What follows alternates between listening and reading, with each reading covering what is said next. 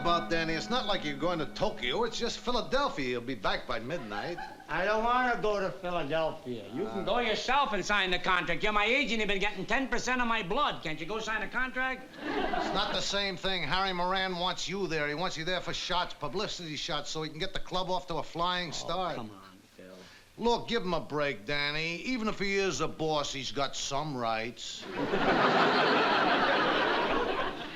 I just can't do it. I cannot disappoint Kathy again. For a week now, every night for a week, I have promised to take my wife out, and every night for a week I haven't taken her out. So one more time. I can't not do it. That's the sweetest wife a man ever had. That's a doll, a little angel. She's a sensitive kid. You know what would happen if I went home now and said to her, honey, I'm not going to take you out tonight. What? She'd kill me. Married men, a race of frightened schnooks. That's what you... Is that so? But the bachelors, they're the rulers of the earth, right? You bachelors with your empty lives. Oh, empty lives. That's right. Yeah, I feel very sorry for me. All I got is a gorgeous apartment. I can go out any night I want to with beautiful dolls. I can come and go as I please. Oh, it's tough. Yeah, go ahead. That's right. That's right. Those are all material things. But I noticed you didn't mention that one important thing that comes only in marriage. Yeah, aggravation. Yeah. Funny man, hardy, har, har, har. You know, you ought to book yourself into the nightclubs. But you're not kidding me. You make jokes about marriage to cover up the fact that you are scared. Me? Yes, sir. You're afraid to get married, afraid to take on a responsibility. You're just plain chicken. Me chicken? Yeah, you chicken. Ah, I'm unselfish. What? Yeah, I don't want to confine myself to just one woman. I want to let them all share the wealth. Oh, shut up. All right, joke time is over. Look, Dan, you got to come to Philadelphia. Okay. Harry Moran needs some help. I'm sorry about Moran. I just cannot disappoint Kathy again. I cannot. Look, suppose I arranged it so she would be practically begging you to go. How are you going to do that, Svengali? Strategy, my lad, strategy. Yeah? Hmm? You're going to fix it for my wife to beg me to go to Philadelphia? Yeah. I got $20. Your strategy doesn't work. You just lost yourself a double sawbuck, kid, because I know how to cope with women. I have not been brainwashed by matrimony. When it comes to handling chicks, I wrote the book. You know, Phil? What? I just get to thinking, you'd have gone much farther in your business if you weren't so shy. Yeah, people say that. Oh, come on.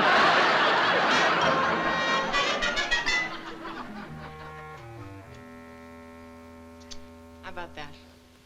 Ah, don't touch. Let it dry for 6 or 8 hours first. I just can't believe it's my beat-up old coffee table. It's beautiful. And it's practical. Wet glasses won't leave rings on it. I've done all my tables this way. You know something? You're amazing. You refinish tables. You rewire your electric fixtures. I wouldn't be surprised if you were an expert auto mechanic. I'm afraid not. Well, that's the surprise. It took me forever to install the dual carburetors on my sports car. Oh, you're really fantastic. You know, you're the most self-sufficient female I've ever met. You're one gal who certainly doesn't need a man around the house. Kathy, is there such a woman? Hmm? Doesn't matter how handy a girl is. You can't keep her feet warm at night cuddled up to a pair of pliers. No, I suppose you're right. I wouldn't trade one of Danny's pink little toes for a whole tool chest. Well, it doesn't really bother me. I mean, there are lots of advantages to living alone. Well, there must be. Sure. Like, well, lots of advantages. Of course, like, well, like... What are they? I don't know. Neither do I. Oh, well, now, come on. There's got to be something. I know. Suppose I got stuck with a husband who snored. Yes, like mine. Must be soothing. Oh, it is. It's like waves breaking on a rocky shore. Add a little salt and you'd swear you were at the seashore. My, but your husband sounds like a lovely place to go for a vacation. I've got to get you one. One what? A husband. Oh. No wife should be without one. Kathy, please. This is silly. Oh, Doris, really, you should have been married years ago. You're attractive, efficient, you're a wonderful housekeeper, a great cook, and you're the kind of a girl a man can really depend on. Mm-hmm. Maybe that's my trouble. Maybe I'm too dependable, too self-sufficient, too helpful. The kind of men I attract don't want a sweetheart. They want a den mother. Boy, it's perfectly apparent that you need help, and I'm going to see that you get it. What do you mean? Well, obviously, you don't know how to pick a man who wants to get married, but I do. I've got an instinct for it. Oh, now, Kathy, you're getting carried away. No, really, Doris, listen. There is a time in every man's life, even if he's a confirmed bachelor, when he's catchable. And I have a knack for knowing just when that time is. I'll look around a little bit and choose a victim and then invite him to dinner, maybe next Sunday. You get yourself a beautiful new dress, and you'll be here to dinner Sunday night at 8 o'clock. Kathy, I don't want a husband. Will you look me in the eye and say that again? I don't want a husband. Oh? I don't want a husband. Really? I'll be here at 7:30.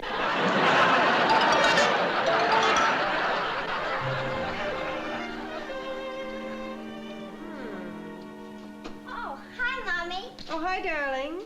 What are you doing?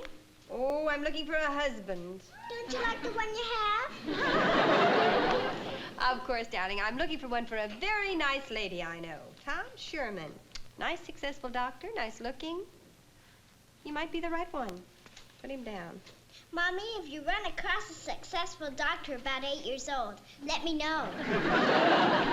I will do that, sweetheart. And if you'll run out to the kitchen, you'll find Louise baking some cookies. Okay, Mommy. Hi, love. Oh, hello, darling. How's my girl? Fine. Hi, Phil. Hello, sweetheart. Darling? Just what we're going to do tonight. What are we going to do tonight? Well, I got some wonderful tickets for the ballet. Oh, great. You hear that? I'm taking my wife to the ballet tonight. Would you like to stay for dinner, Phil? Well, yeah, I'd like to stay, but I'm sorry I can't. I've got to go to Philadelphia on business. Very important for Danny's career. Otherwise, nothing could drag me away because, believe me, I know that when you say dinner, what you mean is banquet. I don't know how you do it, Kathy. It's sort of a special touch you have. Maybe it's just your smiling, gracious, beautiful presence at the dinner table. Oh, Phil, that's so sweet. Not at all. But Danny's not going to Philadelphia tonight. What? I didn't say anything about him going to Philadelphia. Oh, no, you haven't yet, but I can see the whole plot. Oh, I can just hear you. Just leave it to me, Danny, old boy. I know how to butter the little woman up. And she'll do anything we want her to do. After all, I wrote the book. Oh. And you, Danny Williams, you promised to take me out tonight, and you're going to take me out business or no business. I got nothing to do with this. Oh, I'll bet. I'll bet you $20 I don't want to go to Philadelphia. Look, I'm sorry I started the whole thing, Kathy. It would have been nice if Danny could come to Philadelphia with me, but believe me, if it's going to start trouble between you two, forget it. I tell you, if I had it like you got it, I'd stay home, too.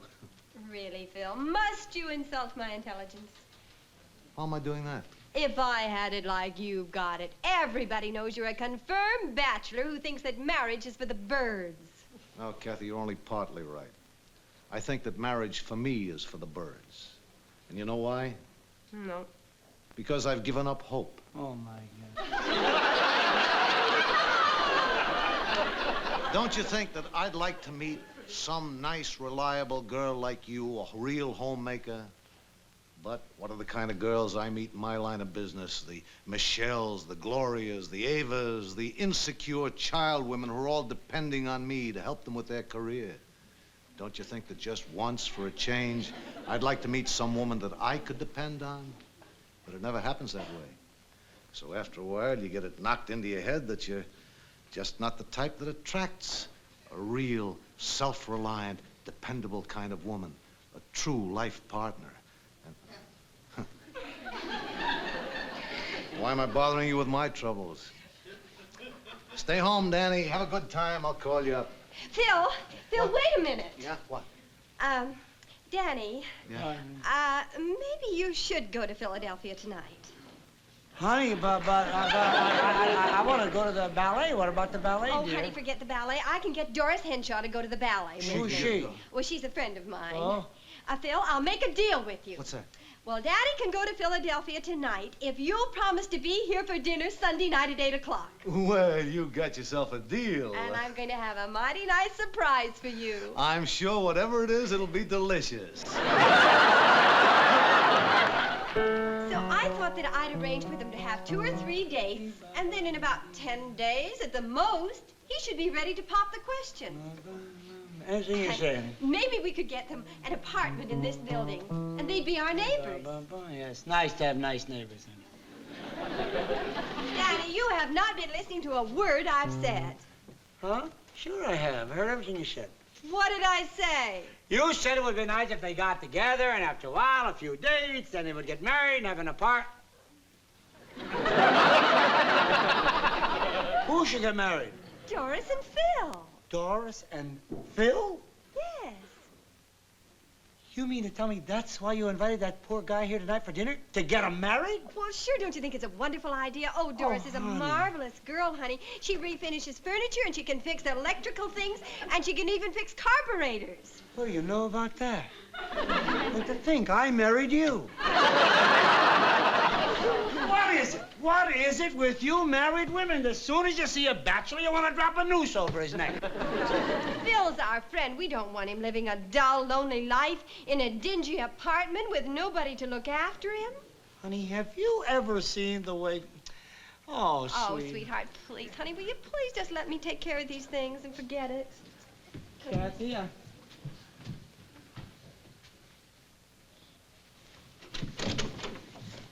Oh, Dad, I'd like to talk I can't to you. talk to you now, son. I gotta go see a sick friend. Oh, who? Uncle Phil. I didn't know he was sick. Neither does he. I'm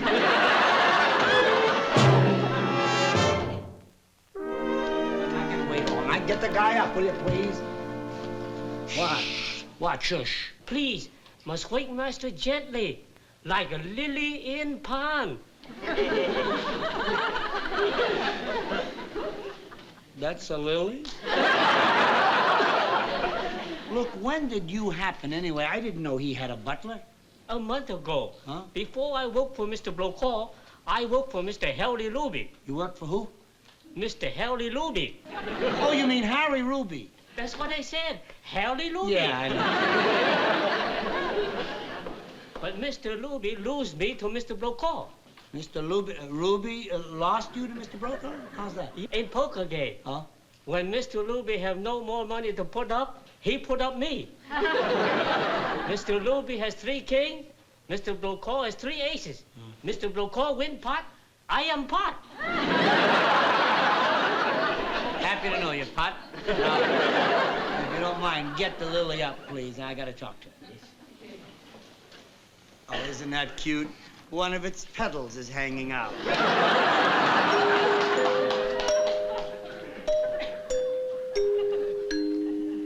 Mr. William, to see you. Oh. Hi, Daddy. What are you doing here? All my life, I've wanted to see how a lily gets up. Kindly get your carcass out of the flower bed. I want to talk to you.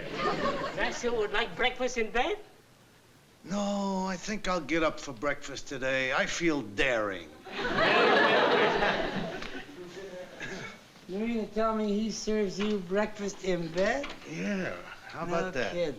Also washes my shirts, presses my clothes, mixes a great martini, and makes the best matzo ball soup in the world.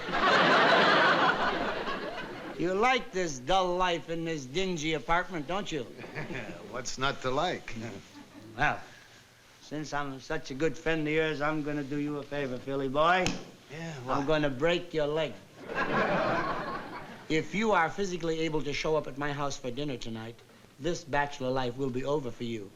You will then become a member of that time-honored institution, the married schnooks. Either you are not making sense, or my delicate constitution is not yet awake. Look, remember the speech you spouted about how you'd get married if you could find a woman you could depend on? Why not? It's one of my masterpieces. Well, kid, why do you think my wife invited you to dinner tonight? Why? So you could meet the woman you can depend on. No. You can depend on it. She has got this nice, dependable woman all lined up to be your dependent. You must be kidding. Oh, I'm not kidding. Now, understand, a very nice person. Very capable, quite handy. She paints furniture and wires lamps and overhauls carburetors. I think she's good looking, too. I understand she won a contest once, Miss Grease Monkey of 1934. Well, this whole thing is silly. I'll just call your wife up and tell her I got some other kind of date. No, you won't call her up, buddy. What? Why? Listen, you really suckered her in with that speech, Carrie boy.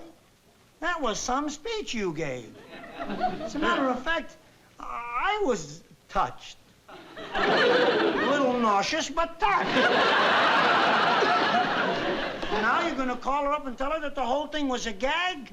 Oh, no, you're not going to get away with that. But she's liable to say that an unscrupulous character like you is not fit to be my representative. And she just might decide that I got to drop you as my agent. Oh, come on. After all the years we've been together, you mean she could get you to ditch me? Well, let's face it, Phil, you're not the one who keeps my toes warm at night. I see what you mean. This calls for a little strategy. Will you stop with the strategy? You see where your strategy got you? Forget the strategy. Think I got it. What? I got it. Look, I got into this trouble by putting on an act. I'll get out of it the same way. How? I'll make her think that I'm not a fit person to meet this grease monkey she's got me lined up with. I'll put on a whole phony act. I'll make myself out to be the world's prize louse. What's so phony about that? No, I think the thing has got to work. Oh, get it. Really, with a little help from you, it's got to work. Oh, this is a big load off my mind, kid. Well, I got my appetite back again. I think I can have a little breakfast. Oh, for goodness. Yes, Mr. Blow-Call? Oh, I changed my mind. I think I will have breakfast in bed. Nice big breakfast, too. Would you care to join me, pal? Well, sure, why not?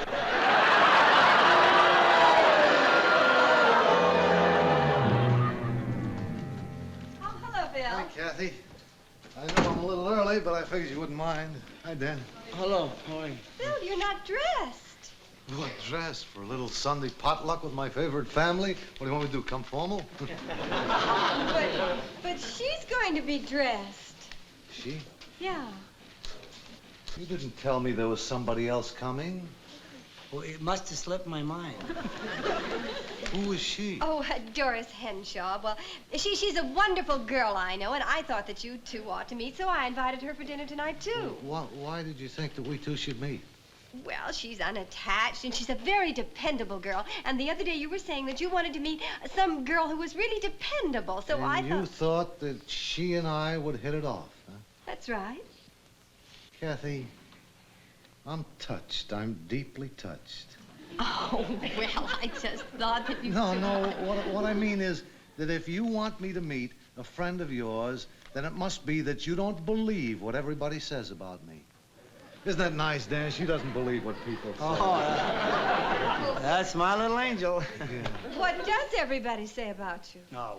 Oh, you know how it is. Just because in my line of business I have to take out a lot of girls, they call me a love 'em and leave 'em type. You know, the kind that would wreck any girl's life.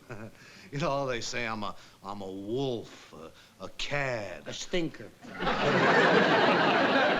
A chaser, a heartbreaker. A rat. Thanks, I'll take it alone from here.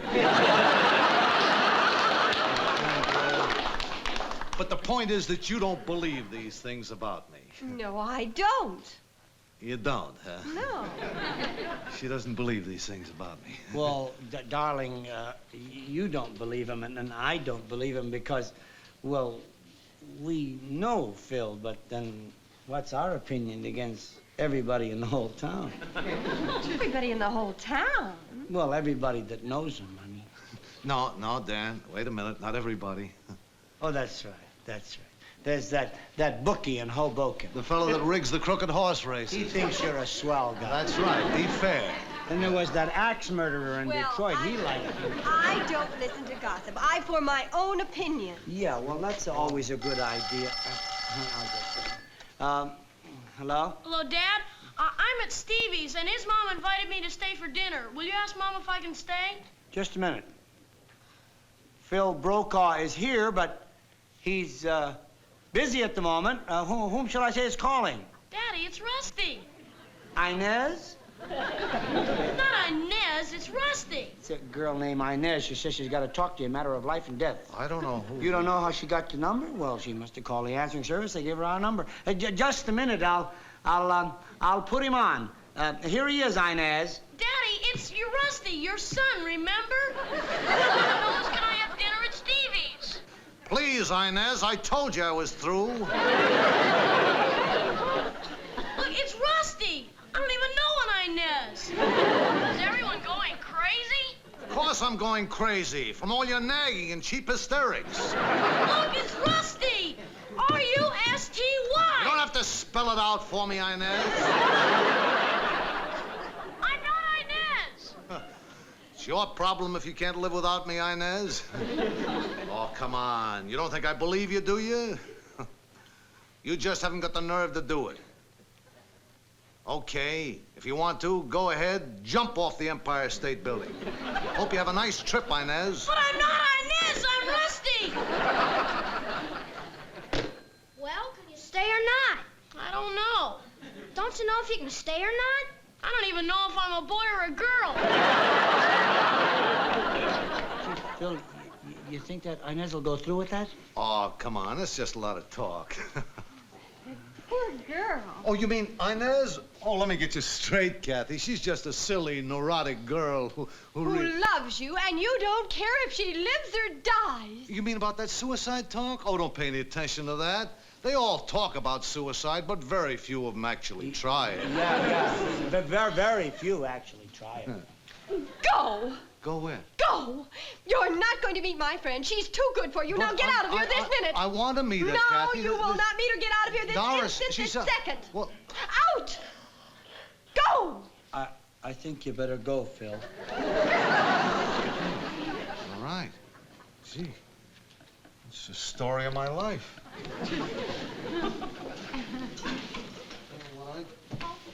Oh, hello. I was just about to knock. Hi, Kathy.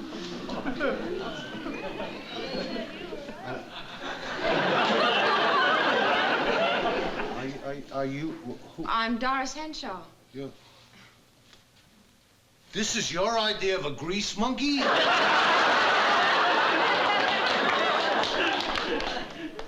Who are you? I'm a fella that's going to jump off the Empire State Building with Now, look, Doris, I think we... Come on in. I hope I'm not late. I was just... Out, you wait, monster. No, Kathy, the whole thing's a gag. Monster. Wait, no, it's a joke. gag. No, Doris, please.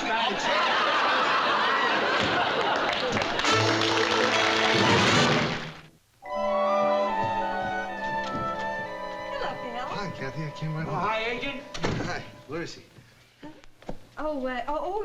She'll be down in a minute. She's getting freshened up. Well, I don't get this whole thing. You threw me out yesterday, and now you bring me over to meet Doris. I don't think... Oh, this isn't Doris. Oh, that boat has sailed. I invited a young doctor over to take your place that night, and they hit it off beautifully, and I'm not going to disturb that. Well, I don't get it. Then why'd you call me over here? Well, I told Kathy that you were sorry that you crossed yourself up with Doris and that... Well, so I said that I knew another beautiful creature that I thought you might like to meet. Yeah? Mm-hmm. Well, then what are we stalling around for? Let's get the show on the road. Come on, try it All out. right. You can come down now, Inez.